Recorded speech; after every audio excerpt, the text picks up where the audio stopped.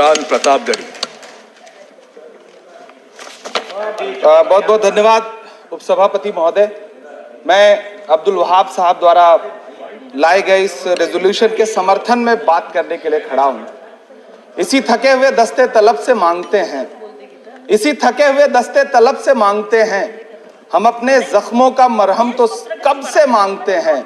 वो भीख मांगता है हाकिमों के लहजे में, हम अपने बच्चों का हक भी अदब से मांगते हैं। उपसभापति महोदय, ये जो रेजोल्यूशन है इसके जो महत्वपूर्ण एक दो बिंदु हैं उसमें एक बात कही गई है कि सच्चर समिति के प्रतिवेदन और अन्य प्रतिवेदनों की सिफारिशों को कार्यान्वित किया जाए जिसमें मुसलमानों के शैक्षिक और सामाजिक पिछड़ेपन पर चर्चा हो।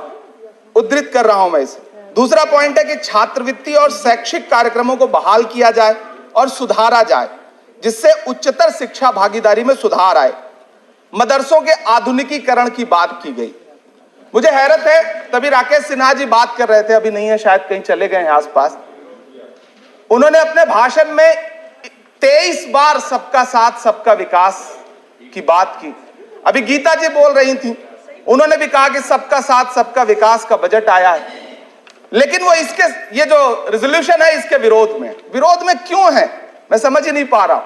अगर आप सबका साथ सबका विकास का दावा कर रहे हैं, सबका साथ सबका विकास के नारे लगा रहे हैं, तो अगर एक पर्टिकुलर एक कम्युनिटी जो जिस स्ट्रक्चर कमेटी की सिफारिशों में यह तय हो गया है कि वो दलितों से भी बदतर स्थिति में है, उसका आर्थिक सामाजिक स्थिति ऐसी है, अगर उसके उत्थान के लिए कोई बिल बात कर रहा है तो फिर उसके विरोध में है क्यों।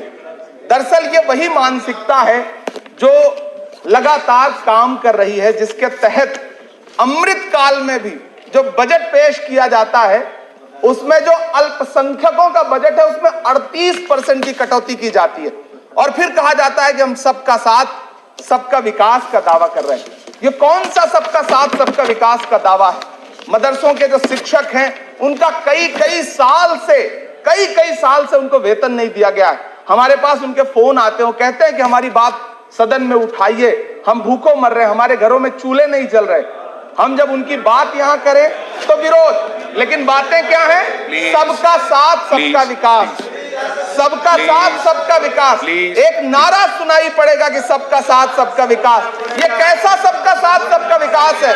मैं सदन से यह पूछना चाहता हूं कि यहां सत्र चल रहा है उपसभापति महोदय, और इसी संसद से महज 800 मीटर की दूरी पर जंतर मंतर पर खड़े होकर के कार्यक्रम आयोजित होता है अभी 4 दिन पहले, और एक व्यक्ति वहां खड़ा होकर के सीधे आह्वान करता है कि ईसाइयों और मुसलमानों को काटना कब शुरू करोगे।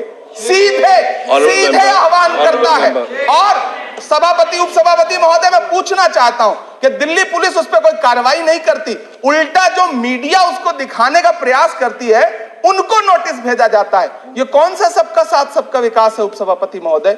ये हम बहुत गंभीर लोग यहाँ बैठे, मैं उच्च सदन में बैठा हूं, मैं यहाँ खड़ा होकर के कहना चाहता हूं ये कौन सा सबका साथ सबका विकास है उपसभापति महोदय? इसी दिल्ली में एक सांसद पाए जाते हैं, सत्ताधारी पार्टी के सांसद हैं, वो अपने कार्यक्रमों में सार्वजनिक मंचों पे खड़े होकर कहते हैं कि मुसलमानों का आर्थिक बहिष्कार करो। आप कह रहे हैं सबका साथ सबका विकास। कैसे होगा सबका साथ सबका विकास जब सत्ताधारी पार्टी के सांसद आर्थिक बहिष्कार की अपील करेंगे और उनके खिलाफ एक मामला तक दर्ज नहीं होता। प्रधानमंत्री जी अपने भाषणों में सबका साथ सबका विकास की बात करते हैं, लेकिन अफसोस है कि जब राजनीतिक तौर पर विकास करने की बात आती है तो लोकसभा में एक भी टिकट ये सत्ताधारी दल किसी मुसलमान को नहीं देता, राज्यसभा में एक भी टिकट किसी मुसलमान को नहीं देता, विधानसभा में जो बड़े बड़े प्रदेश है उसमें एक भी टिकट मुसलमान को नहीं देता।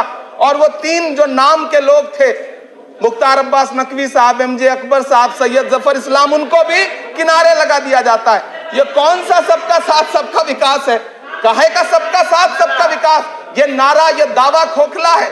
मैंने प्रधानमंत्री जी के भाषण सुने हैं, जब 3 तलाक पर बिल आ रहा था उपसभापति महोदय, तो प्रधानमंत्री जी कहते थे कि मैं अपने मुस्लिम बहनों को हक दिलाना चाहता हूं, उनके न्याय के लिए लड़ रहा हूं, यह बिल मैं उनके लिए ला रहा हूं। आपने भी सुना होगा वो नारा। मैं तो सभापति महोदय बचपन से जिस विद्यालय का पढ़ा हूं वहां संस्कृत का एक श्लोक सुना करता था कि यत्र नार्यस्तु पूज्यन्ते रमन्ते तत्र देवता। मैं इसे सुना करता था उपसभापति महोदय, और फिर आज जब यहां सदन में खड़ा हूं तो मैं पिछले दिनों लाल किले से प्रधानमंत्री जी की, लाल किले की प्राचीर से वो भाषण, उनकी वो तकरीर भी सुन रहा था, जब वो कह रहे थे कि महिलाओं को बिना हक दिलाए देश आगे नहीं बढ़ सकता। जब वो लाल किले की प्राचीर से ये बात बोल रहे थे तो उस भाषण के महज 2.5-3 घंटे बाद उनके गृह राज्य गुजरात में बिल्किस बानो के आरोपी रिहा किए जा रहे थे। उसी दिन उन्हें माला पहनाया जा रहा था, उनका सम्मान किया जा रहा था। ये कौन सा सबका साथ सबका विकास है? उपसभापति महोदय, मैं तो आपसे कहना चाहता हूं कि जो प्रधानमंत्री जी का इंटरव्यू ले, जो फिल्मी स्टार, जो उनसे पूछे कि आप आम चूस के खाते हैं कि काट के खाते हैं, उसके लिए तो रेड कारपेट बिछा है। जो अभिनेत्रियां उनकी विचारधारा के समर्थन में बात करें, समर्थन से ज्यादा आगे बढ़ के बात करें, उनके लिए जेड सिक्योरिटी है। लेकिन वो शाहरुख खान जो पूरी दुनिया में भारत के तिरंगे का मान बढ़ाता है, जिसे फीफा वर्ल्ड कप में आमंत्रित किया जाता है, उसके लिए सोशल मीडिया पे किस तरह के ट्रेंड चलाए जाते हैं? कौन सा सबका साथ सबका विकास है? महोदय, मेरा नाम इमरान है। मैं उस पीड़ा को महसूस करता हूं जिस पीड़ा का जिक्र अभी मनोज झा जी कर रहे थे। मैं उस पीड़ा से गुजरता हूं, इसलिए मैं आपसे यहां खड़ा होकर कहता हूं कि हम हर दिन सुनते हैं, कई सारे मंत्री हैं जो ट्रेवल एजेंसी खोल के बैठे हैं, जो ये कहते हैं कि देशभक्ति हर दिन देशभक्ति साबित करो, चले जाओ वहां चले जाओ। मैं तो उनसे कहना चाहता हूं कि तुमने नफरत का जो बाजार सजाया हुआ है, तू ये कहता है मुसलमान पराया हुआ है, आजा दिल चीर के दिखलाऊं वतन का नक्शा, मेरा भारत मेरी सांसों में समाया हुआ है। हम उसको किसी को हर दिन उसका सबूत नहीं देते फिरेंगे। ऐसे में अगर ये बिल मांग करता है कि मुसलमानों के शैक्षिक और उनके सामाजिक, उनके आर्थिक उत्थान के लिए सरकार उस पर ध्यान दे, तो फिर तकलीफ क्या है, दिक्कत क्या है? क्या आपका जो नारा है वो झूठा है? क्या सबका साथ सबका विकास का नारा सिर्फ खोखला है? बजट से तो यही जाहिर होता है, आप लगातार घटाते जा रहे हैं बजट, आप लगातार कटौती करते जा रहे हैं।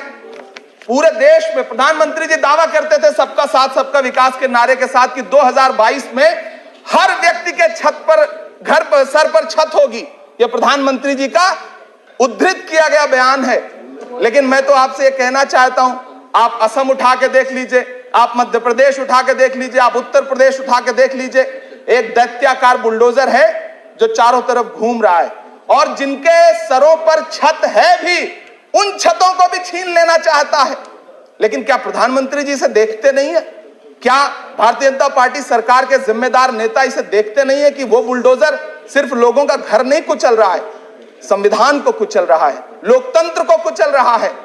गुवाहाटी हाई कोर्ट की वो का स्टेटमेंट सुनिए आप, पटना के एक जज साहब का स्टेटमेंट सुनिए आप, फिर अदालतों का क्या काम रह जाता है?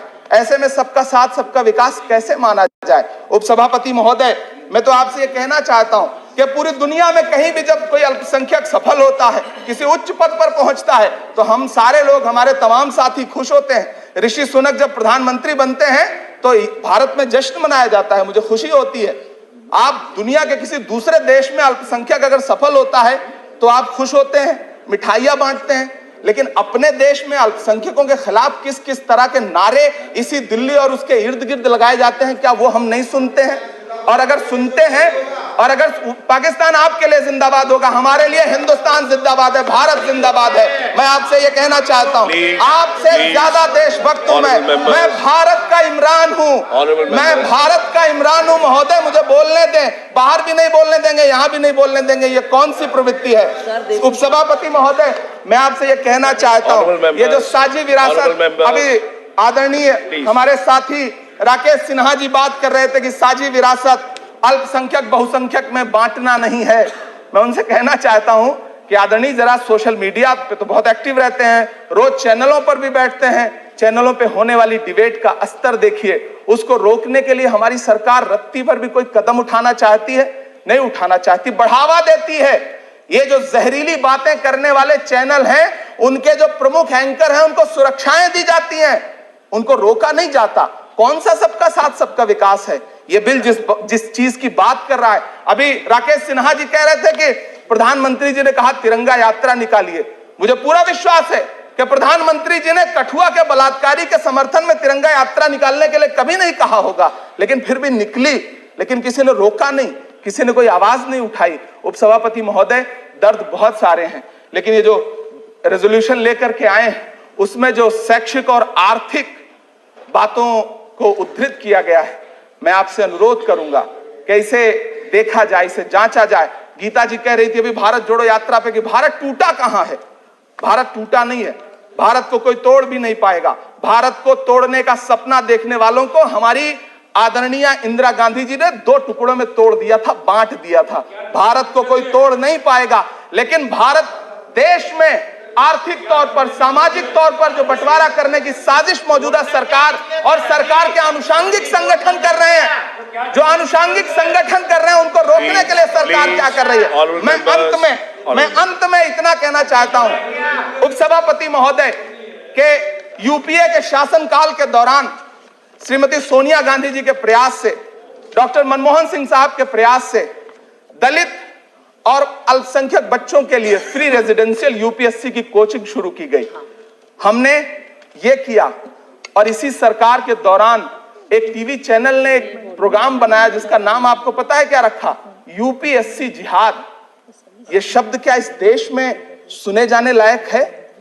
लेकिन सरकार ने क्या किया? एक शब्द नहीं बोला। माननीय उच्चतम न्यायालय ने संज्ञान लिया, जब लोग उच्चतम न्यायालय गए तब वो कार्यक्रम रुक सका। ऐसे कार्यक्रम बनाए जा रहे हैं और सरकार कह रही है कि सबका साथ सबका विकास।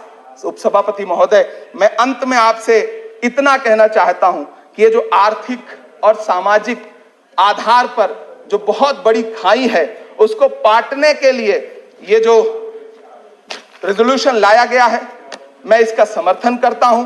तमाम वो शहर जहां अपना छोटा छोटा रोजगार है, जिनका जैसे मुरादाबाद का पीतल उद्योग, अलीगढ़ का ताला उद्योग, या देश में जो तमाम शहरों में बुनकर उद्योग है, इस सब की बढ़ोतरी के लिए, इनको आगे बढ़ाने के लिए, संजोने के लिए ये बिल बहुत कारगर रहेगा। शैक्षिक तौर पे लोगों को आगे लाने के लिए बहुत कारगर रहेगा। तो मैं ये रेजोल्यूशन बहुत कारगर रहेगा।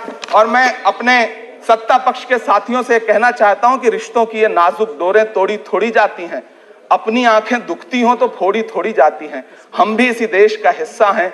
हम आपसे अनुरोध करते हैं कि इस रेजोल्यूशन को संजीदगी से लिया जाए। मैं इसके समर्थन में अपनी बात रख रहा हूं। धन्यवाद।